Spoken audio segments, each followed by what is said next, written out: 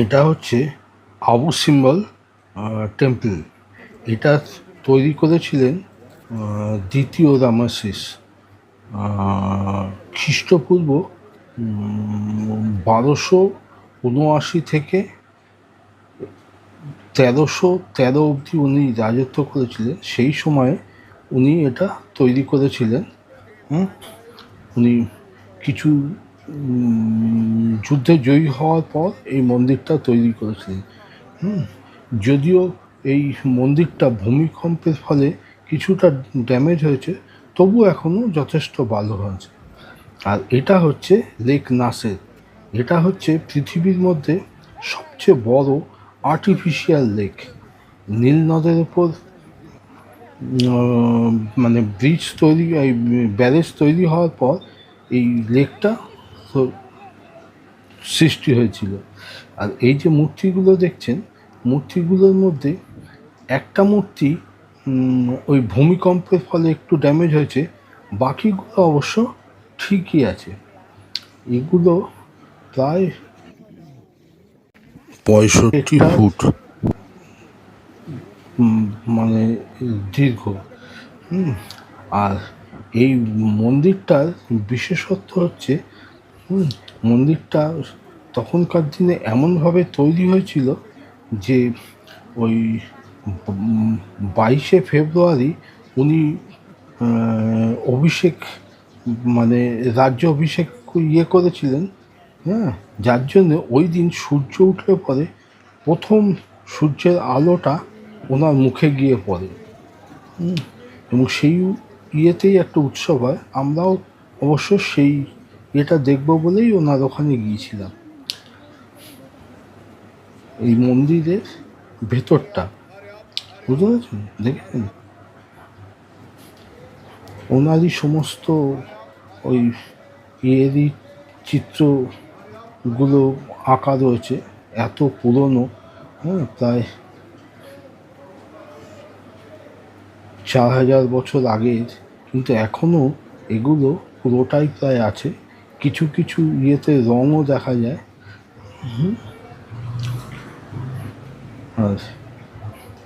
আর এই উৎসবের জন্য সারা পৃথিবী থেকে লোক এসছে।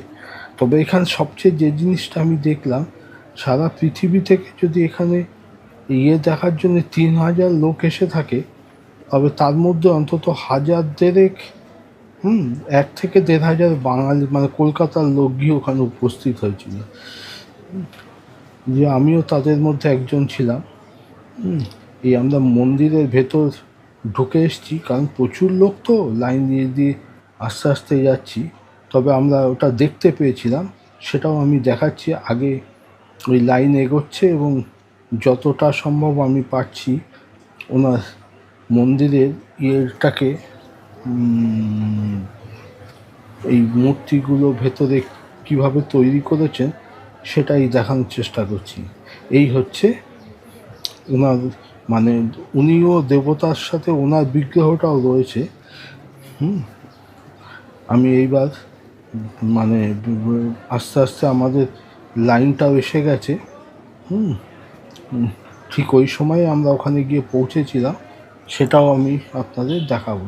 তার আগে আমি ওই যতটা পারছি মন্দিরের ভেতরের এই চিত্রকলাগুলো দেখানোর চেষ্টা করছি। হ্যাঁ, এই হচ্ছে দেখেছেন সূর্যের লাইটটা ঠিক ওনাদের মুখে গিয়ে পড়েছে। এখানে ওনার মূর্তি এবং দুজন সূর্য হচ্ছে ওনাদের আরাধ্য দেবতা। আর এই যে পাশের যে একটা অন্ধকার, উনি হচ্ছে অন্ধকারের দেবতা। কাজে ওনার ইয়েতে আলোটা খুব একটা পড়ে না, বাকি তিনজনের ইয়েতেই লাইটটা এসে পড়েছে। অসম্ভব ভিড় হয়েছে। আমি তার ভেতর থেকে বহু কষ্ট করে যতটা পেরেছি আমি দেখানোর চেষ্টা করছি। এটা দুবার এই লাইটটা এসে পড়ে, একটা হচ্ছে 22শে ফেব্রুয়ারি আর আরেকটা হচ্ছে 22শে অক্টোবর। ওটা হচ্ছে 22শে অক্টোবর হচ্ছে ওনার জন্মদিন, আর 22শে ফেব্রুয়ারি হচ্ছে ওনার মানে উনি রাজ্য অভিষেক নিয়েছিলেন, মানে উনি ওই দিন থেকে রাজত্ব শুরু করেছিলেন।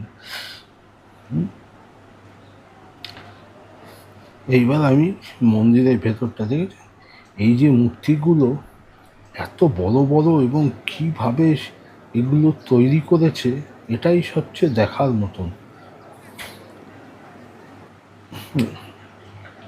এই যে পাশে একটা ছোট গুহাও মানে কেটে তৈরি করেছে, তার ভেতরে আর কি ওনার রাজত্বকালের সমস্ত কিছু বিভিন্ন ছবি আকারে সেগুলো বর্ণনা করা আছে। আমি চেষ্টা করছি যতটা পারি, মানে আমার পক্ষে সম্ভব হয়েছে আমি সেটা দেখানোর জন্য।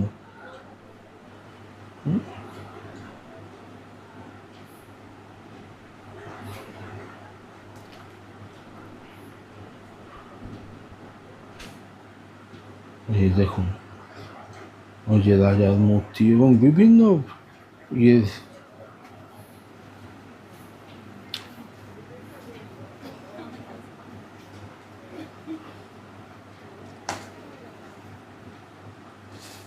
কখনো রানীর সাথে ওনার ইয়ে রয়েছে, নারী নেফ্রাতারিসের, এই হচ্ছে ওনার পাশে ছোট একটা মন্দির রয়েছে, এটা হচ্ছে রানীর মন্দির। সেটাও বেশ সুন্দর, এই একই টাইপের মানে মিশরীয় চিত্রকলা, কিন্তু এইগুলো সত্যি দেখার মতন। আর সবচেয়ে হচ্ছে এত পুরনো কিন্তু পুরোটা এখনও ইয়ে হয়নি, কিছু কিছু ইয়ের রঙও এখনো পর্যন্ত অটুট রয়েছে।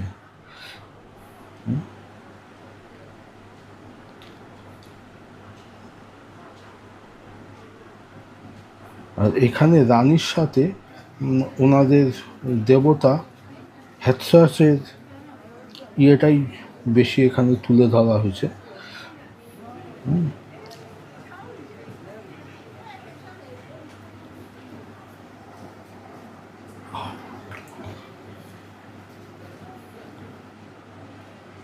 বিভিন্ন শিকার বা ওনাদের ইয়ে, এইগুলোই সমস্ত ইয়ের চিত্রগুলো।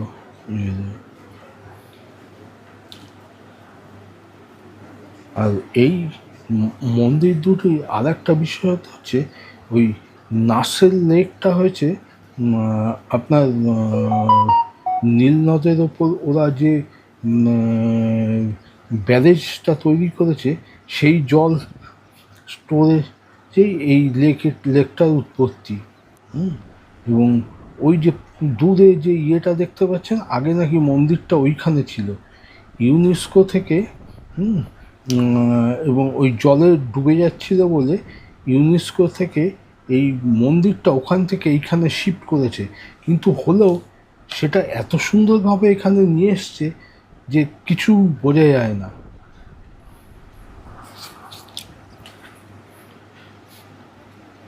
আর এই লেকটা রাশিয়ানদের সাথে 1968 সালে বোধহয় ইয়ে করেছিল, যাতে নীল নদে ওই বন্যাতে ওদের প্রত্যেকবারই ভেসে যেত, সেইটা বন্ধ করার জন্য। বিরাট বড় লেক, এর 60% ইজিপ্ট ব্যবহার করে আর 40% সুদান, এর পাশেই হচ্ছে সুদান।